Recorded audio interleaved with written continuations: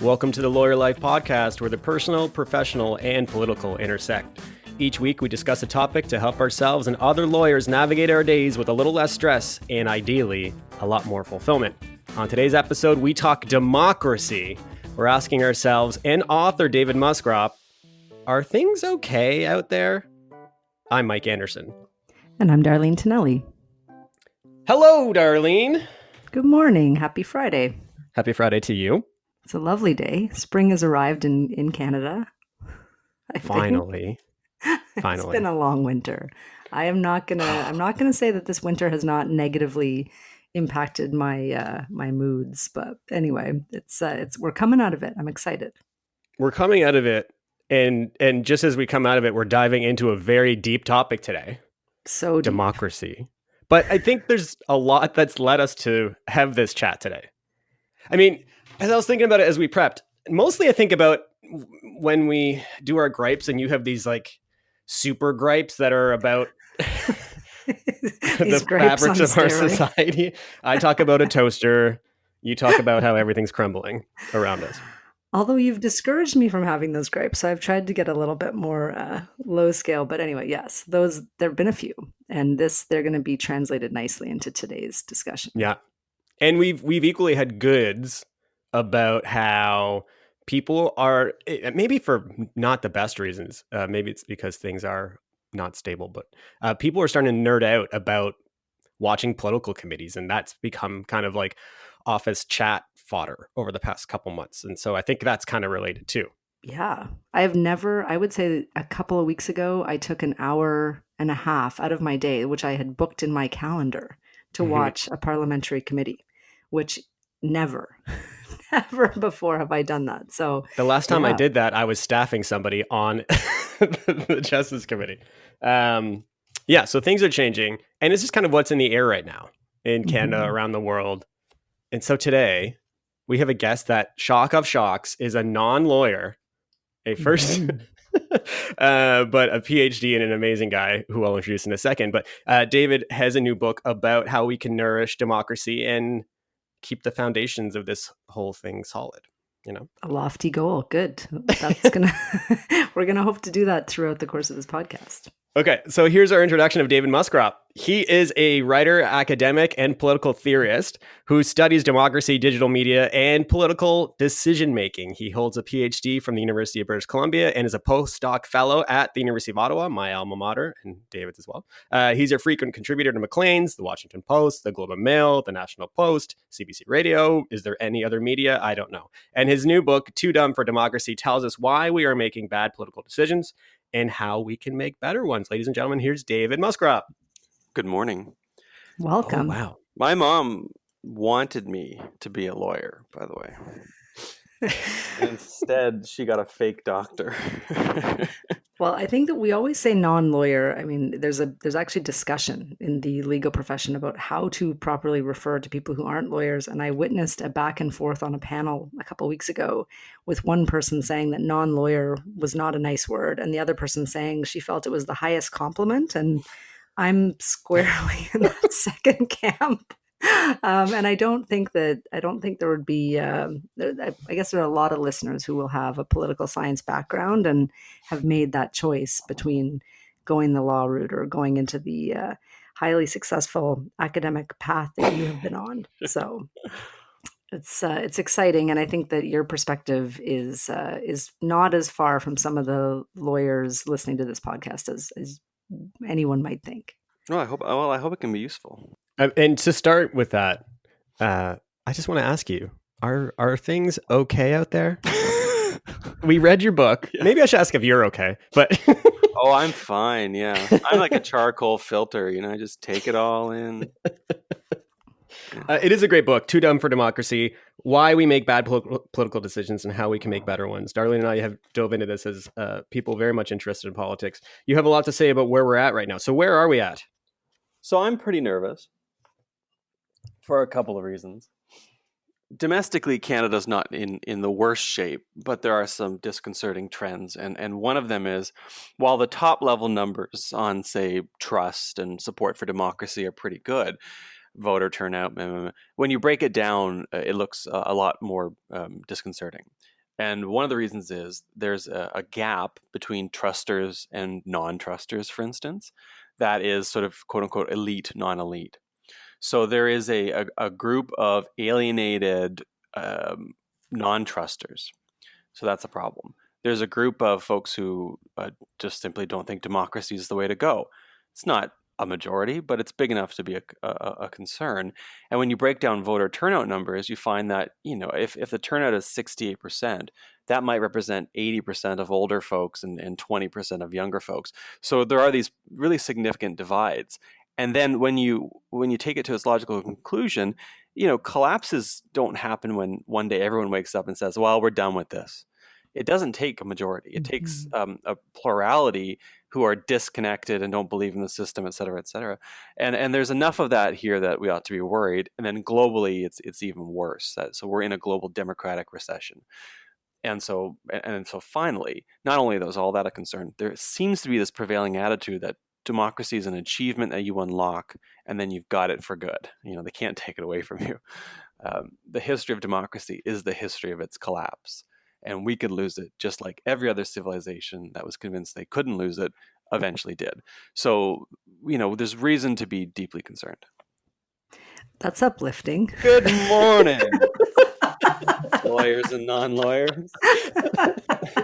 Spring has sprung. We thought the lawyers brought the risk aversion and sadness about the state of the world. But yes, it looks like we're all on the same page here.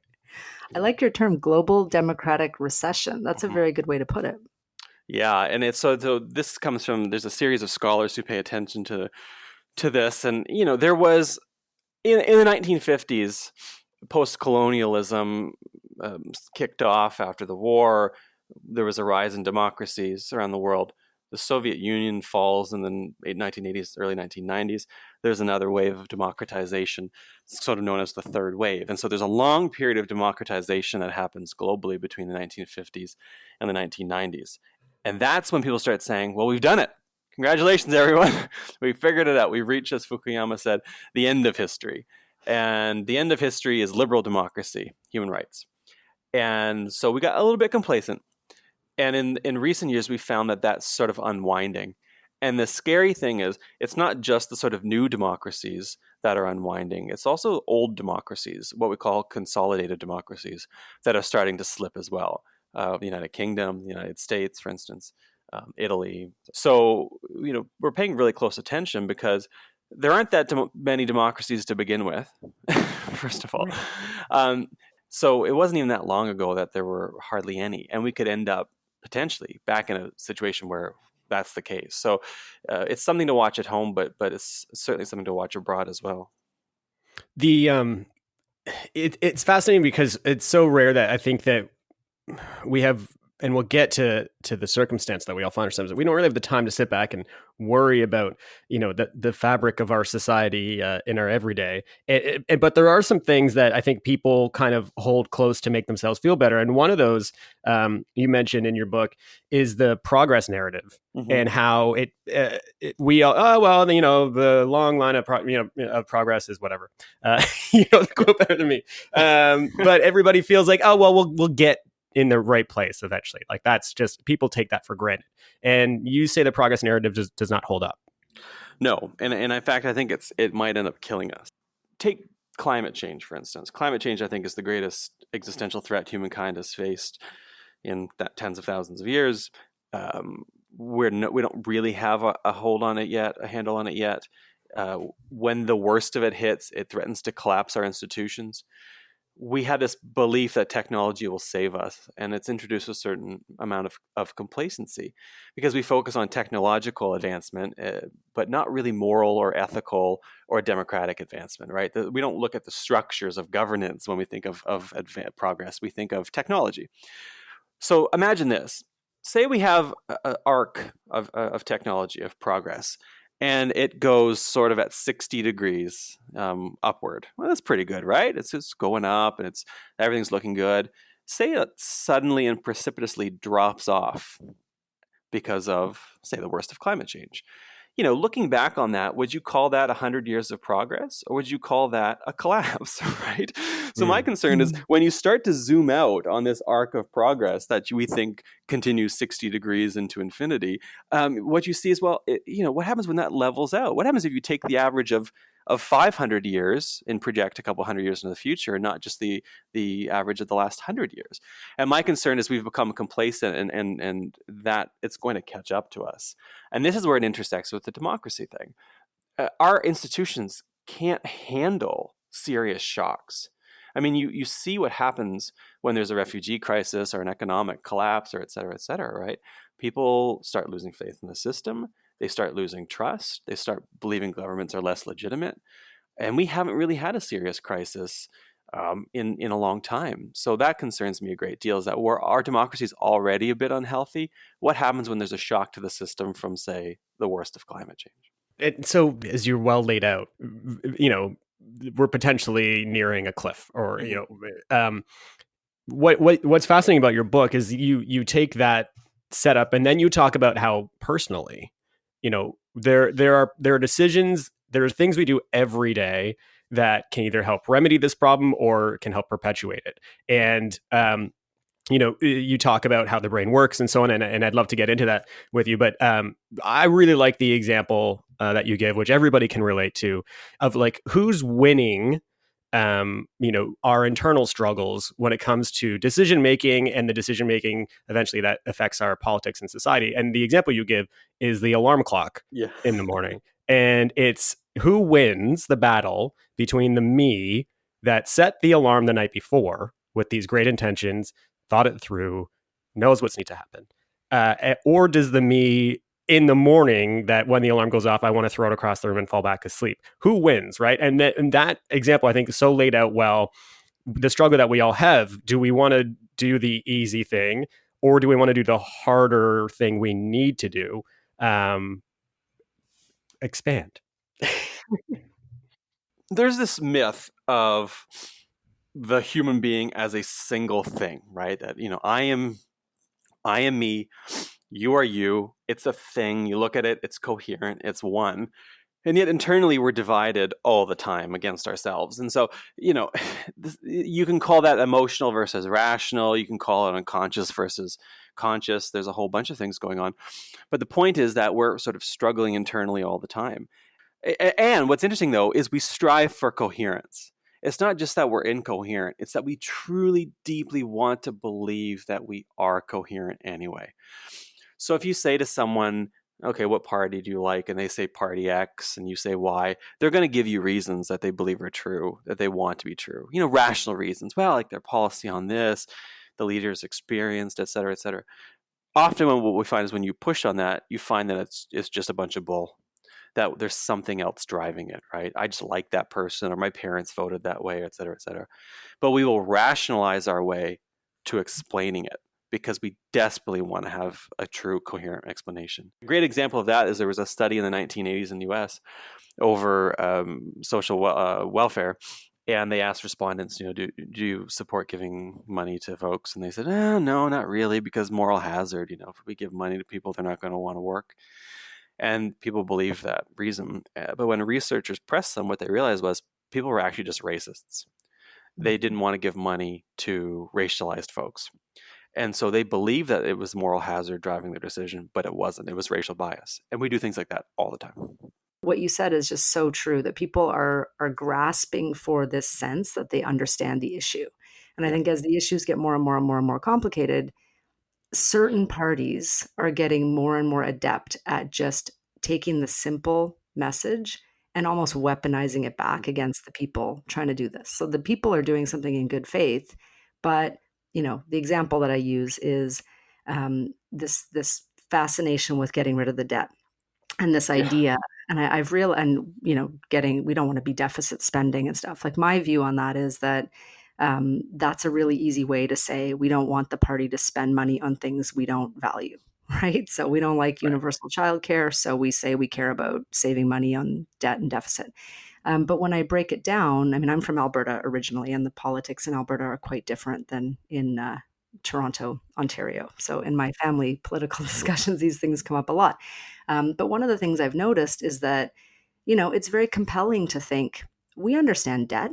We understand that you don't overspend your credit card in the month, right? That's bad. But then when you really push on it, you say, well, where would most families be without a mortgage? There's certain good debt and then there's bad debt. And suddenly this aversion to deficit spending becomes something that maybe you have to think a little more critically about. Do you think that with all of that kind of with that impulse to make a good decision and this vast access to information, like, can people make good decisions, or do they have to cling to these sound bites and these sort of little things that they know? I mean, we can make good political decisions. That's the good news. People have phenomenal capacity when you give them a chance. But the institutions around us and the environment in which we live aren't conducive to that, right? It's too much information coming at us too quickly from too many places. We don't always know who to trust. There are strategic actors that want to knock us off our game. They know how to exploit our cognitive shortcomings. They know that we're often irrational and emotional and don't have the time or energy or incentive or resources to sit down and try to make rational decisions for which we can provide true reasons. And it all comes, I think it ultimately comes down to this is, we're no more natural good political decision makers than we are naturally good at hitting a fastball. It's something you've got to learn how to do. It's a skill you got to develop. And we're being asked to do it in really tough circumstances. So it's like trying to hit a fastball on skates, right? It's a good luck with that. And so we can do it, but we've got to not just want to do it ourselves. We also need elites, leaders, et cetera, to want us to do better. And therein is the heart of the challenge. How, everybody can relate to that. Everybody's lives, especially because of technology and so on, are moving at such an incredible pace. How do you solve that issue so that everybody's in a position to wake up, refreshed in the morning and ready to take in depth, read all party platforms and become these evolved decision makers? I mean, it's an uphill battle, and my approach is not to let the perfect become the enemy of the good, because we can do better without being perfect, and that would be fine. And we could carve out more space for citizens to participate in government without forcing everyone to be a politician. I don't want to be a politician full time. I want to live my life, and that's true of lots of people. So the sort of the stuff that I talk about in the book is, look, 15 minutes a day, which is less than the amount of time to watch a sitcom, goes a long way. Little practices like making sure you've got a variety of information sources, having people around that you disagree with, carving out that time to make sure you can actually dig into something. Doesn't have to be everything, but something that you care about deeply. Recognizing that emotion is going to play a role in your decision making, and sitting with that and processing it, rather than pretending that you're the ultimate rational being. No one is, by the way, including judges. There's lots of literature out there on how judgments by judges can be affected by this stuff. So it's not like, there is a mythical class of people who is immune. We're all susceptible. Although being aware of these things, just being aware of them, helps address them immediately, right? So a little goes a long way. Now that's the individual side. The government side, or the institutional side, is we need to create opportunities for citizens to participate in self-government routinely. Things like citizens' assemblies, where you randomly select citizens to come in and advise on or even make policy and law, or participatory budgeting, which is effectively the same thing except for allocating budget funds. And that is not, it's not like you would do it all the time, but like once or twice in a lifetime, you'd have a chance to do that. And there's all kinds of public goods that emerge from that. Lots of trust, lots of legitimacy, civic capacity, representative policy, et cetera, et cetera, et cetera. So there are things that we can do. That's the good news. But you've got to be aware that there's a problem and adopt strategies to break it. And we all do that, right? We call them kludges. Well, you talk about that in the book, and I was struck by it. It says, to make good political decisions, we need to switch off autopilot. And then it says, and interrogate ourselves a little more than we are used to. And I think, isn't that just so fundamental? Because you've got to get to the point where we all have, and Mike and I on this podcast spend a lot of effort trying to sort of just question some of the stories that we all tell ourselves, the stories, even the story that I need a secure job because I'm a parent. And even if I hate my job, I need to have that job because I have responsibilities. That's a very, very powerful story that is told in society. And sometimes bad decisions that are made on the political level seem tied to those stories, right? Or tribalism, which you also talk about. I don't know if you call it tribalism, but and thinking, yeah, this is the way we do it. It's sort of the most 7 or 8 most expensive words in business from our perspective. Like, this is the way we've always done it. But yet in politics, that is it's not questioned. So what you're describing is what's known as path dependency, which is basically we tend to follow the path we've always followed because it's the path of least resistance. It's just what you do. And the example I give on the book is, imagine yourself marooned on an island, and you've got a hatchet. You've got to make your way inland to make shelter. So you cut a path with the hatchet off the beach into the middle of the island. But now you want to go back to the beach the next day to try to flag down a passing ship. Are you going to cut a new path? No, you're going to trod the same one you'd gone through the day before, and you're going to keep doing that. And as you do it, it becomes easier and it becomes more familiar. It doesn't mean it's the best path. It doesn't mean that there's not a better one off to the side. But you keep going because it's easy. And that's who we are. We take the path of least resistance, both cognitively and behaviorally. But that's the autopilot. And the problem with that is it stifles innovation or changes. It encourages you to go along and get along. It locks in all kinds of cognitive biases that lead to outcomes that are effectively rationalized, a bunch of bull. And we don't like kicking off of that because it takes effort and makes us uncomfortable. So, in some sense, I'm asking people to make themselves uncomfortable. That's a good business practice. It's the reason consultants exist, for instance. It's a good personal practice in your own life to resist stagnation. And it's a great political practice. But it's difficult because it means you've got to question your own motives. Why do I hate this politician? Or why do I really like this politician? So there's data on this that suggests that a scholar from SFU, Mark Pickup, did this, and they found that perceptions of the economy were affected, were moderated by party support. So if you're president, this was in the US, if the president you liked was in power, the economy looked like it was doing better than if the other president was in power, right? Gosh. That's, and we're all susceptible to this. And it's not just, it is reality that gets warped by our partisan preferences. I mean, just factual reality. That's a pretty serious problem. And then you realize really quickly that we're actually living in different worlds perceptually, even fact-based things. This is a you have the great example in your book about the flower versus the beehive. Yeah. Can you walk us through that? So imagine you're walking down the road and I stop and say, "Oh, look, it's a flower. It's yellow. It's got petals. And you look and say, "Oh no, that's not a flower. That's a beehive." Now, it matters whether or not it's a flower or a beehive because if you're going to go stick your face in it, the objective reality of what it is going to make a difference. But the process of deciding whether or not it's a flower or a beehive is a process of us exchanging information and agreeing or not. And then I say it's a beehive, and you say no, it is. It's got a green, what do you call it, a stem or trunk, whatever you call it. It's got these yellow flowers. That's what we call a flower. There's no nothing's buzzing around it. And I say, oh, I see, I understand now. We have to have that basic level of agreement about what's out there in the world to be able to have a conversation about politics, because otherwise we're just talking past each other all the time. And partisan politics often encourages that because we don't want to establish that basic reality. We want to bash each other over the heads until somebody wins. We are meat popsicles. We are fallible hunks of organic matter. We think of ourselves as grand and noble and perfectible, but we're not. We're subject to. If anyone's ever been hangry, you know that you change based on things that you would prefer didn't direct your behavior, but they do all the time. We become different people. Hence the need for good institutions, because good institutions won't make us perfect. They won't fix all of our foibles, but they will make it more likely that we get good outcomes than bad outcomes in general in the long run. And that's why I always like to focus on institution building.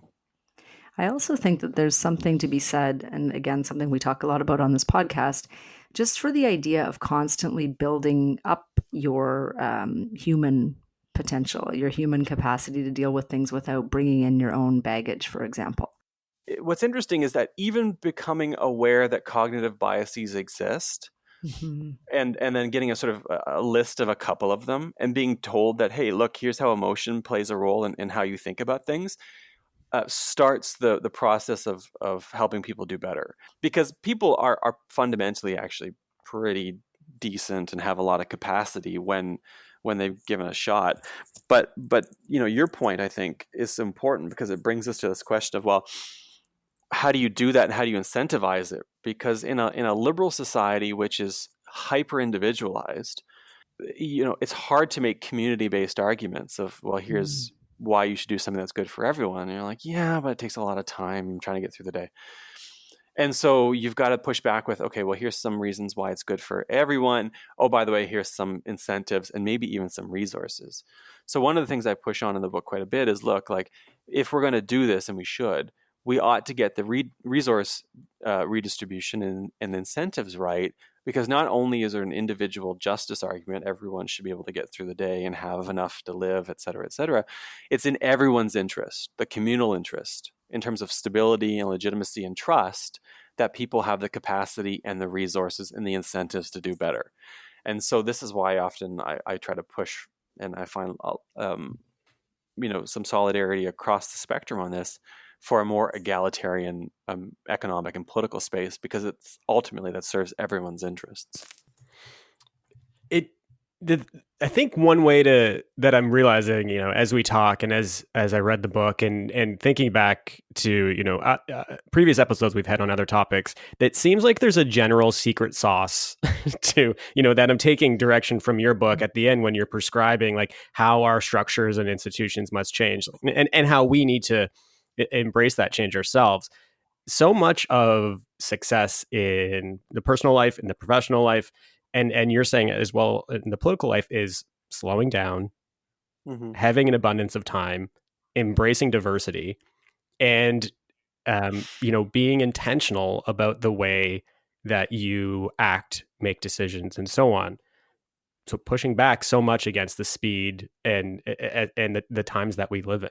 So what are ways that people can encourage that in their own lives, or encourage their institutions to embrace this? It is in the end what everybody talks about, and yet it seems so elusive.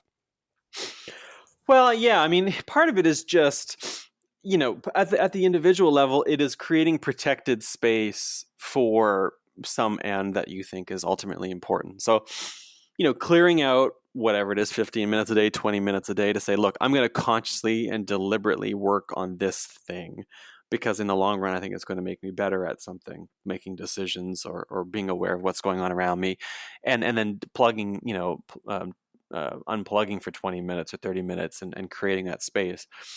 And look, sometimes that has to be helped with, I don't know, one of those apps that turns your social media off, or turning your phone off, or putting your phone under a pillow, or leaving it at home, or reading a hard copy newspaper. I mean, you do it however you do it, and I don't care. I mean, but the choice is to like you said, to be deliberate about it.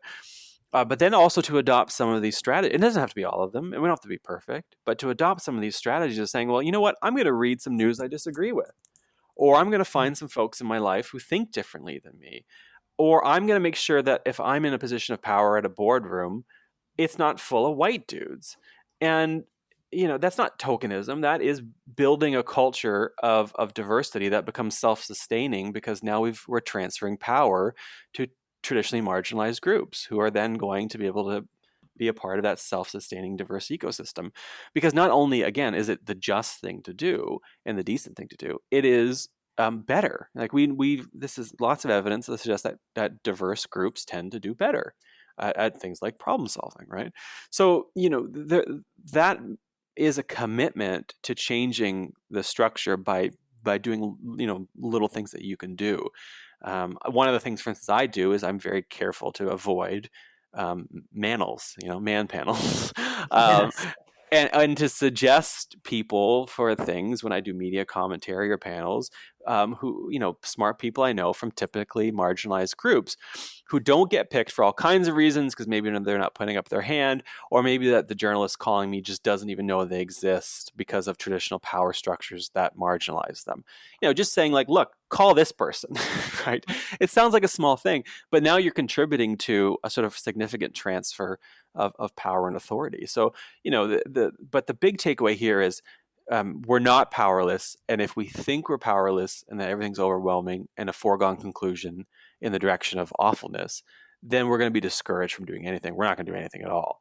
So it's important to know that there are things you can do. Those things do matter, and to maintain a sort of lens of hope. So despite all of the concerns I raised, including at the start of the podcast, I remain utterly hopeful. I was waiting for you to say that the strategy was to play Eye of the Tiger on repeat, which you mentioned in your book as get yourself pumped up, get out there. I don't know. My hockey team once listened to Eye of the Tiger on repeat for 45 minutes in a row before a game, which was hilarious. It was absolutely hilarious. But on that note, I think that, so Dave, thank you so much. You're going to hang out while we do our goods and gripes. So we'll take a break and we'll be right back after this.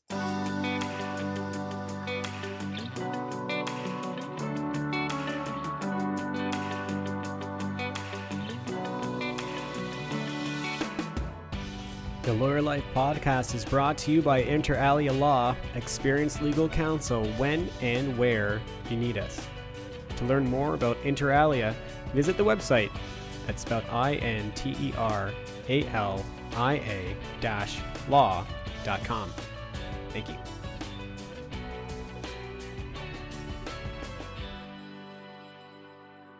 And we are back with our goods and gripes. Goods are things we want to promote and support. Gripes are things that annoy us.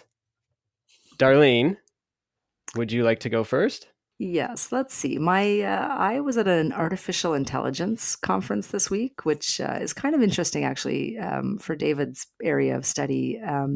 I was thinking it could potentially apply to politics, but we learned the basics of it. And I went up to the speaker at the end of his speech. And I said, that was a really good basic explanation of artificial intelligence and neural networks and all this stuff, deep learning. And I said, I was following. And he pulls out this book. This is a lawyer named Sam Ip from Osler's.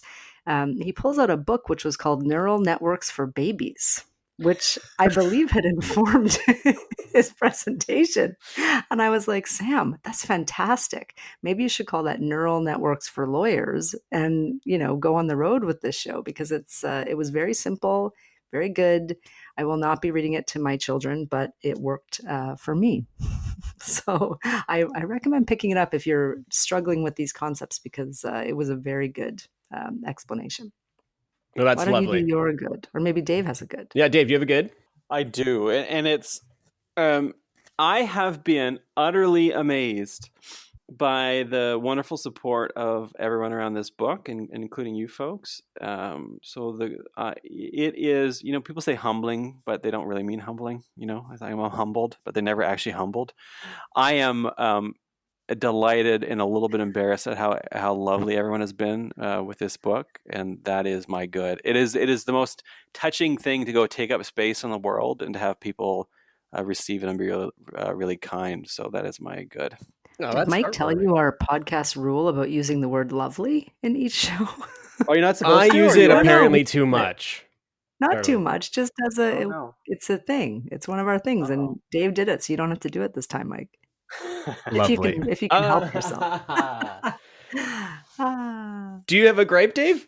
I do. It's the pettiest, smallest thing. Yes. I have a certain brand of television, I won't say what, and I turn it on, and it turns itself off, and I turn it back on, and it turns itself off, and I turn on the receiver, and the TV turns on, and then it turns itself off.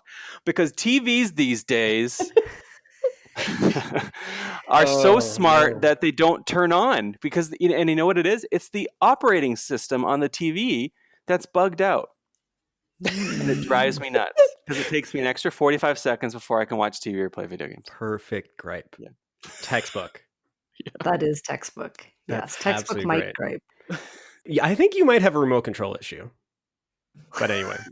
Mike is also extremely efficient at tech support. So after this call, maybe he can help you out with that. Yeah, we'll have a support call after. Okay, thank you. Appreciate it. Okay, well, this was lovely. Dave, we really appreciate you hopping on and lending us your wisdom and time. The book is great. I know I not only because I know you from back in the day in school, but I so thoroughly enjoyed reading it, and I think it's an important one for our time. So thanks for hopping on the pod. Oh, it was my entire pleasure. Thank you so much for having me. Thank you. Well, Darlene, I guess we will talk soon. Talk soon. That's it for this week's episode of LLP. Thanks to Inter Alia Law for presenting the podcast and to Nick Fowler for composing and performing our music. See our show notes for his website. Don't forget, we love feedback. Please comment in the review section or subscribe or like. We'd appreciate it greatly. That's it. Talk soon.